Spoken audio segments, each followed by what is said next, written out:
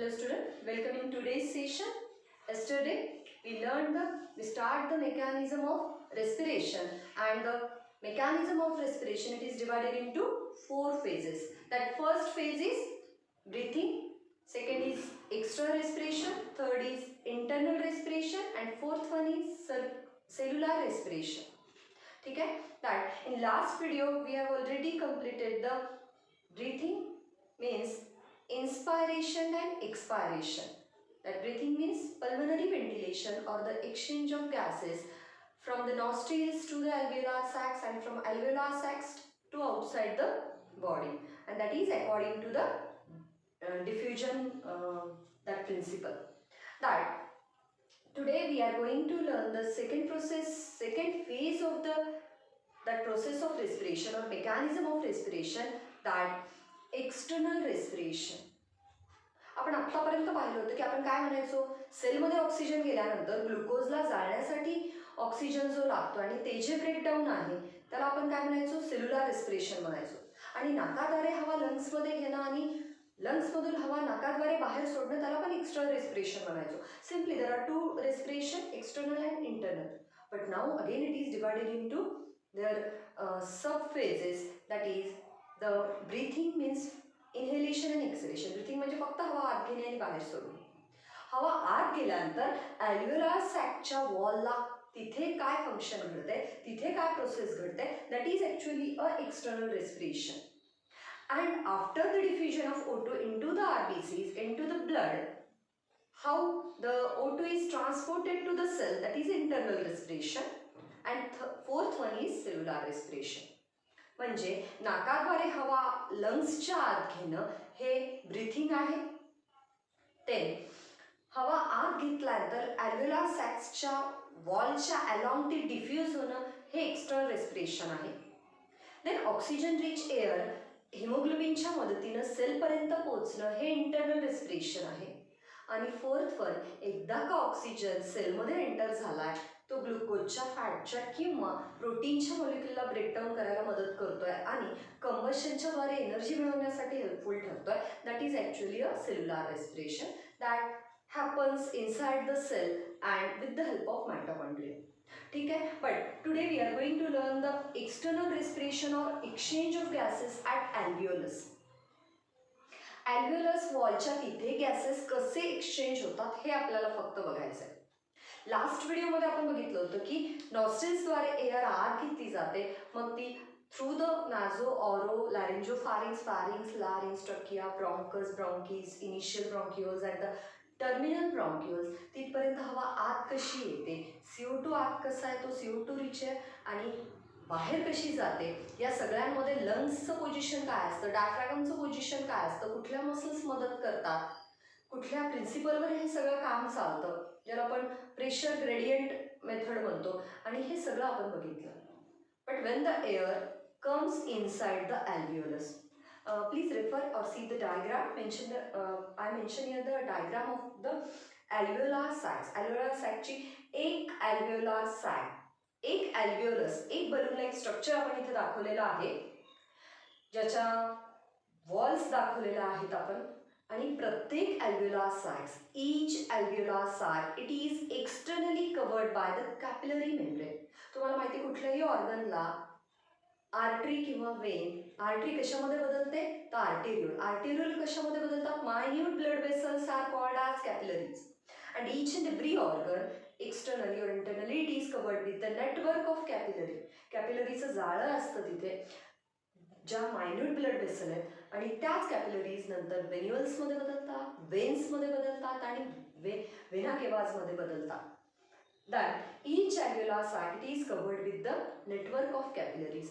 Through the capillary आणि alveolar सॅकमध्ये ह्या O2 आणि CO2ची कशी देवाणघेवाण होते, कसं एक्सचेंज होतं हेच आपल्याला बघायचं आहे. That exchange of gases at alveolus. Please refer the diagram. That बघा, ही ब्लू कलरमध्ये जी दाखवलेली आहे ब्लड फ्रॉम द आर्टरी.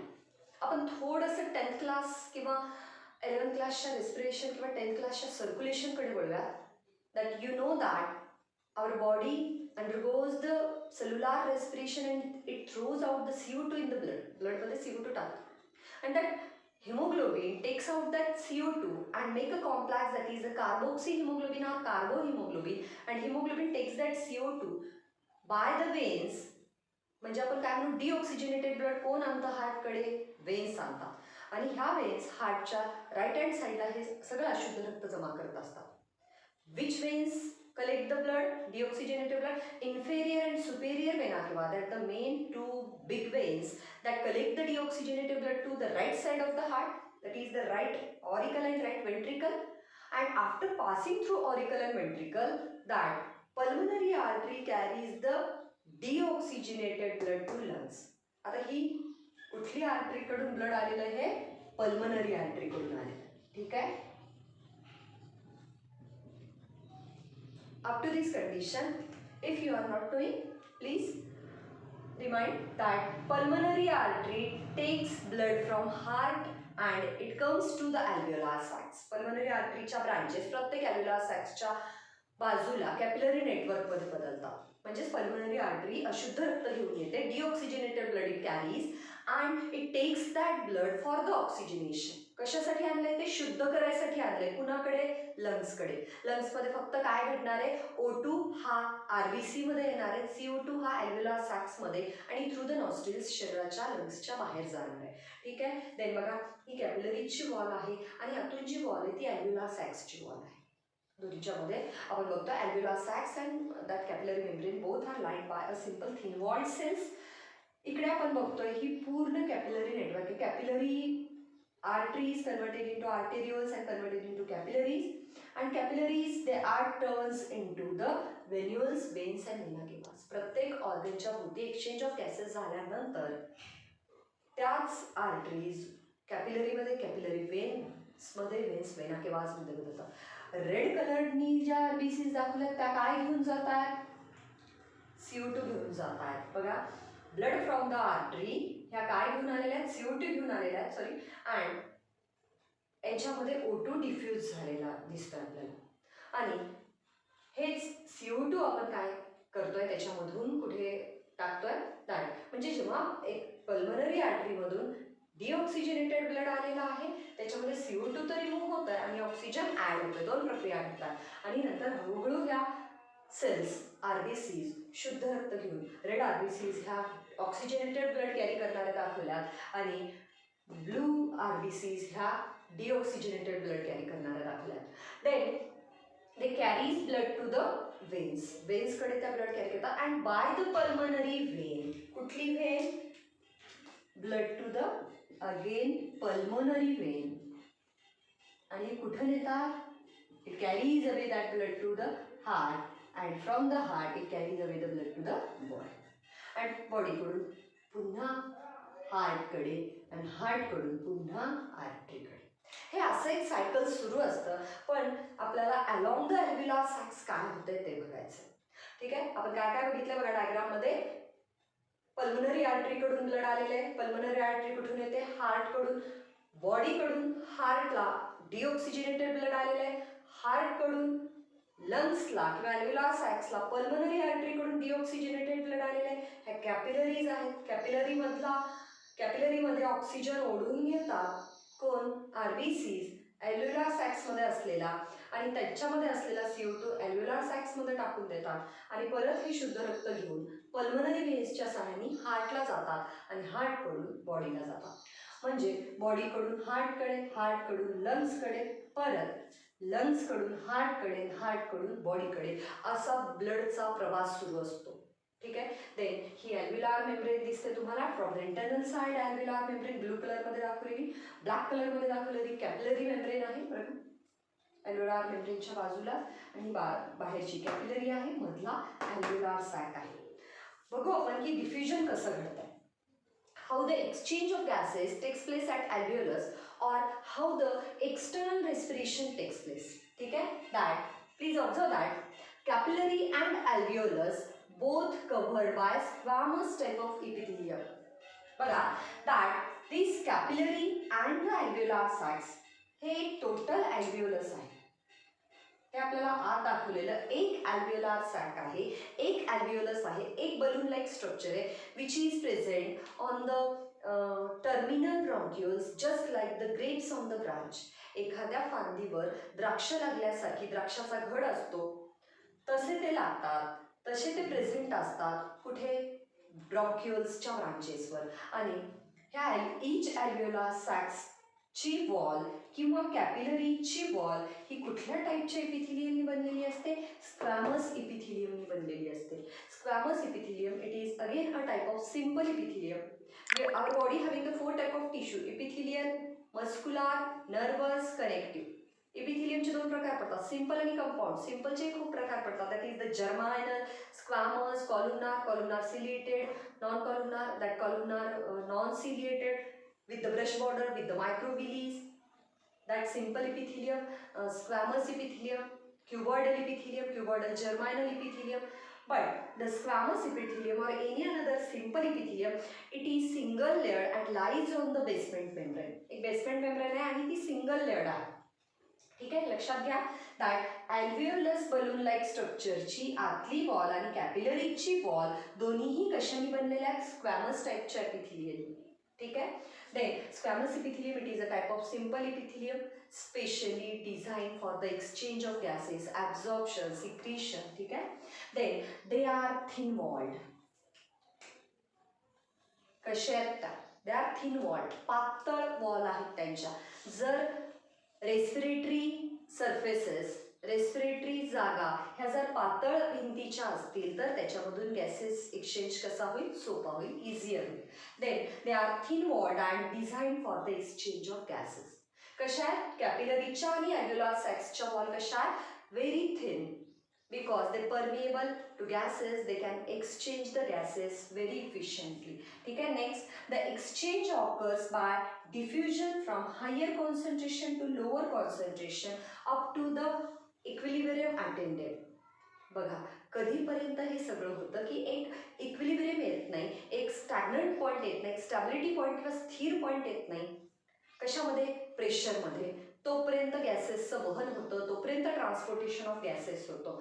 कशाने होत आहे एक्सचेंज ऑफ गॅसेस, बघा कॅपिलरीजमध्ये आणलेला CO2 आणि अल्व्हेओलार सॅक्समधले आणलेला O2 यांचं एक्सचेंज होत आहे. कधीपर्यंत, O2 आणि CO2चं मेंटेनन्स पॉईंट एका इक्विलिब्रियमला, एका स्थिर पॉईंटला येत नाही तोपर्यंत. शरीरात जास्त झालेला कार्बन डायऑक्साईड बाहेर काढून टाकायचा आणि वातावरणातला ऑक्सिजन जो जास्त झालेला नाहीये पण as compare to the body बाहेरचा जो सरफेस आहे तो कसा पडतो, शॉर्ट पडतो. आपण बघतोय की आपल्या शरीरामध्ये ऑक्सिजनची जेव्हा कमतरता जाणवते तेव्हा ॲटमॉस्फिअरमध्ये ऑक्सिजन जास्त असतो पण लंग्समध्ये तो कमी असतो, त्यामुळे तो बाहेरून आत येतो. आणि शरीरात CO2चं प्रमाण जास्त असतं, वातावरणात नसतं का, एका शरीराच्या कम्पॅरेटिव्हली असतं, पण शरीराचा जो सरफेस एरिया आहे त्या कम्पॅरिझनमध्ये आपल्या शरीरातलं CO2चं प्रमाण वाढलं की CO2 rushes out. It is transported from higher concentrated area to lower concentrated area. ठीक आहे. देन बघा gaseous exchange occurs by diffusion. What is the diffusion, the movement of solvent particle, the movement of solute particle or gaseous or liquid ions from higher concentrated area to lower. CO2चं concentration शरीराच्या आत आहे म्हणून तो शरीरातून बाहेर जातो, लंग्समधून अल्व्हेओलार सॅकमध्ये फेकला जातो.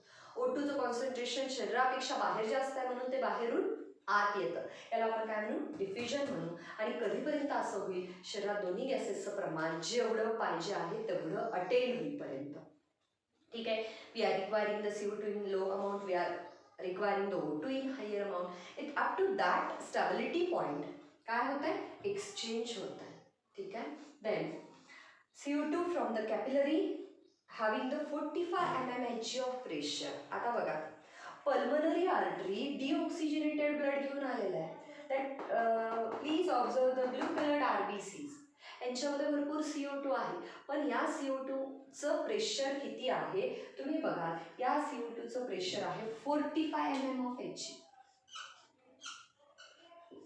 45 mm of Hg हे त्यांचं प्रेशर आहे. कुठल्या, the blood which is comes from the heart which is already a deoxygenated blood, जे अशुद्ध रक्त आहे त्याच्यामध्ये त्या RBCs मध्ये अशुद्ध रक्त आहे, त्या अशुद्ध रक्तामध्ये असलेल्या CO2चं प्रेशर किती आहे, 45 mm of Hg. आणि जी हवा नॉस्ट्रिल्सनी नाकाने आत घेतलेली आहे, जी हवा ॲल्व्हेओलार सॅक्स मध्ये पोहोचलेली आहे त्याच्यामध्ये असलेल्या CO2चं प्रमाण किती आहे 40 mm of Hg. त्याच्यामध्ये प्रेशर किती आहे 45 mm of Hg. त्यामुळे बघा कॅपिलरीज मधून CO2 45 mm of Hg कडून ॲल्व्हेओलार सॅक्स कडे ट्रान्सपोर्ट होतो. The CO2 diffuses from capillary to alveolar sacs because the pressure of CO2 it is 45 mm of Hg in capillary and the pressure of CO2 in alveolar sacs it is 40 mm of Hg. आपण जो श्वास आत घेतोय त्याच्यात काय काय असतं oxygen nitrogen again carbon dioxide and also inert gases. आपण जी हवा आत घेतली त्याच्यात ऑक्सिजनचं प्रमाण जास्त असतं पण CO2 नसतो का असतो थोड्या प्रमाणावर. त्याचं प्रेशर किती आहे मग 40 mm of Hg आहे. आपल्या सगळ्या शरीराकडून वेन्सनी अशुद्ध रक्त गोळा केलेला आहे हार्टकडे नेलेला आहे आणि हार्टकडून पल्मनरी आर्टरीनी ॲल्व्हेओलार सॅक्समध्ये नेलेलं आहे आणि यामध्ये असणाऱ्या CO2चं प्रेशर किती आहे 45 mm of Hg. The capillaries contain CO2 at the 45 mm of Hg and the alveolar sacs contain CO2 at the 40 mm of Hg. Therefore, CO2 from the capillaries diffuses to alveolar sacs. Blue कलरच्या arrow मध्ये CO2 diffuse होताना दाखवला जातोय बघा. कुठं red RBCs which are carrying deoxygenated blood that diffuses CO2 which is having 45 mm of pressure and in alveolar sacs CO2 having the 40 mm of pressure and it is measured in terms of mercury column. आणि अशा तऱ्हेने CO2 45 mm of Hg कडून 40 mm of Hg कडे काय होतो move होतो. कुठं घडतं हे सगळं ॲल्व्हेओलार सॅक्सच्या मेम्ब्रेनच्या आणि कॅपिलरीजच्या मेम्ब्रेनच्या भोवती. Both are lined by squamous epithelium. त्या थिन वॉल्ड आहेत आणि डिफ्युजननी हे सगळी प्रक्रिया घडते. हायर कॉन्सन्ट्रेटेड एरियाकडून लोअर कॉन्सन्ट्रेटेड एरियाकडे गॅसेसचं ट्रान्सपोर्टेशन होऊन. ठीक आहे. देन बघा O2 कसा डिफ्यूज होत आहे. आता O2 कोणी आणलेला आहे ॲल्व्हेओलार सॅक्स मध्ये दॅट नॉस्ट्रिल्सनी तो एंटर झालेला आहे. that O2 it is having a pressure of 104 mm of Hg and inside the RBCs it contain the 40 mm of Hg. म्हणजे बघा ज्या RBCs अशुद्ध रक्त घेऊन आलेल्या आहेत त्यांच्यामध्ये ऑक्सिजनचं प्रमाण नक्कीच कसं असणार कमी असणार. 40 mm of Hg आहे म्हणून तर त्याला अशुद्ध रक्त म्हणतो आपण. पण ॲल्व्हेओलार सॅक्स मध्ये आलेली जे एअर आहे त्याच्या ऑक्सिजनचं प्रमाण किती आहे 104 mm of Hg. आता ॲल्व्हेओलार सॅक्सची air it is higher concentrated in oxygen. जेव्हा आपण आत घेतोय त्याच्यामध्ये ऑक्सिजनचं प्रमाण जास्त आहे आणि त्याच्यावरचं प्रेशर किती आहे 104 mm of Hg. ठीक आहे. But in RBCs of blood in capillaries मध्ये ब्लडमध्ये असलेलं O2चं प्रेशर किती आहे 40 mm of Hg आहे. त्यामुळं ऑक्सिजन ॲल्व्हेओलार सॅक्सच्या वॉल्समधून कॅपिलरीज वॉल्सकडे डिफ्यूज होतं. बघा while the inhalation we inhale the oxygen. The air is oxygen rich air obviously no doubt, but that air contain oxygen at 104 mm of Hg pressure and our capillary contain oxygen at 40 mm of Hg pressure. Therefore oxygen diffuses from alveolar sacs. See this red arrow, observe this red arrow. That red arrow shows the transportation of O2 from 104 mm of Hg to 40 mm of Hg. अशा तऱ्हेने काय होतं बघा pulmonary आर्टरीने आणलेल्या blood मधला CO2 ॲल्व्हेओलार sacks मध्ये आणि ॲल्व्हेओलार sacks मध्ये आलेला O2 पल्मनरी आर्टरीच्या ब्लड मध्ये एक्सचेंज केला जातो. Now the arteries are converted into capillaries are converted into veins and purified blood, oxygenated blood. In this way oxygenation takes place. In this way in lungs purification of blood takes place. अशा रीतीनं रक्ताचं शुद्धीकरण होतं. Now that purified oxygenated blood goes to the again heart at the left side of heart by the pulmonary veins. Pulmonary vein it is the exception because veins are carries the deoxygenated blood but it is exception. And arteries are carries the oxygenated blood but pulmonary artery it is also that exception. Then in this way the pressure attain to a equilibrium, म्हणजे oxygen जास्त प्रेशरकडून कमी प्रेशरकडे येतो, CO2 पण जास्त प्रेशरकडून कमी प्रेशरकडे जातो आणि अशा तऱ्हेनं प्रेशर आणि कॉन्सन्ट्रेशनचा एक इक्विलिब्रियम पॉईंट अटेन केला जातो. कुठं? ॲल्व्हेओलार सॅक्समध्ये. And in this way external respiration occurs, आणि अशा तऱ्हेनं एक्सटर्नल रेस्पिरेशन घडतं. पुन्हा एकदा आपण हीच प्रोसेस रिवाइज करून बघूयात. आपण बघितलेलं आहे मेकॅनिझम ऑफ रेस्पिरेशन, कसं घडतं श्वसन हे 4 टप्प्यात घडतं. 1 breathing, 2 external respiration, 3 internal respiration आणि 4 सेल्युलर रेस्पिरेशन. पहिलं ब्रीथिंग म्हणजे हवा आत घेणं आणि हवा बाहेर सोडणं, जे नाक ते ब्रॉन्कियल्स पर्यंत घडतं, नोज टू ब्रॉन्कियल्स. देन दुसरं external respiration, it is takes place at the alveolus, alveolar वॉलच्या तिथे घडतं. तिसरं internal respiration from alveolar sac from pulmonary vein to the cell membrane. आणि चौथं सेलच्या आत घडतं, सायटोप्लाझम आणि मायटोकॉन्ड्रियामध्ये. तर आपण दुसरी फेज बघतोय, एक्सटर्नल रेस्पिरेशन किंवा exchange of gases at alveolus. You are knowing that and each alveolar sac, it is just like a balloon like or grape like structure on a branches. To the terminal bronchioles, each alveolar sac is attached and each alveolar sac, it is covered with the network of capillaries. That pulmonary artery carries the deoxygenated blood to the alveolus or to the lungs, and pulmonary veins carry the oxygenated blood from lungs to the heart. That capillary and alveolus both are lined by the squamous type of epithelium. It is a type of simple epithelium, and the capillary and alveolar walls are lined by the squamous epithelium. Squamous epithelium, it is thin walled in nature and specially designed for the absorption or the exchange of gases. Capillaries चं काम आहे oxygen rich air आत घेणं ब्लडमध्ये आणि CO2 rich air बाहेर सोडणं ॲल्व्हेओलार सॅक्समध्ये. Then gaseous exchange takes place between alveolus and capillary. Capillary आणि alveolus च्या मध्ये काय होत आहे? Gaseous exchange होत आहे. Then exchange of gases takes place on the basis of process diffusion.